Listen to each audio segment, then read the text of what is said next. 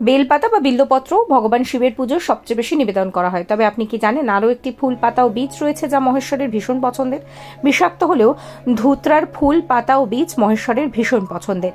শ্রাবণ মাসে ধুত্রা নিবেদন করলে শিব প্রসন্ন হন। পাশাপাশি ধুত্রা ফুল দিয়ে বেশ কিছু প্রতিকার মেনে চললে শিবের অপার আশীর্বাদ বর্ষিত হয় ভক্তদের ওপর।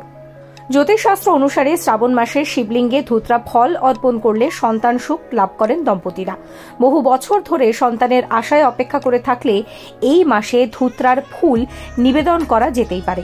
শাস্ত্র অনুসারে শিবের মাথায় অশ্লেষা নক্ষত্রে ধুত্রার মূল এনে ঘরে স্থাপন করতে পারেন। কথিত আছে যে এর ফলে ঘরে আসা সংকট দূর হয়। শাস্ত্রমতে শ্রাবণ মাসে রবিবার বা মঙ্গলবার ঘরে কালো ধুত্রা রঙের মূল রাখলে অশুভ শক্তির সঞ্চার হয় না, এতে ঘরে নেতিবাচক শক্তি দূর হয়। শ্রাবণ মাসে যে কোনো একটি সোমবারে যদি কেউ বাম হাতের কবজিতে ধুত্রার শিকড় বেঁধে রাখেন তাহলে জীবনে আসা সমস্ত ঝামেলা দূর হয়।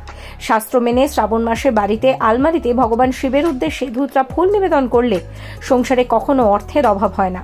এছাড়াও বাড়ির মূল দরজায় ধুত্রা ফুলের মালা টাঙিয়ে রাখলে নেতিবাচক শক্তি কখনোই ঘরে প্রবেশ করা যায় না।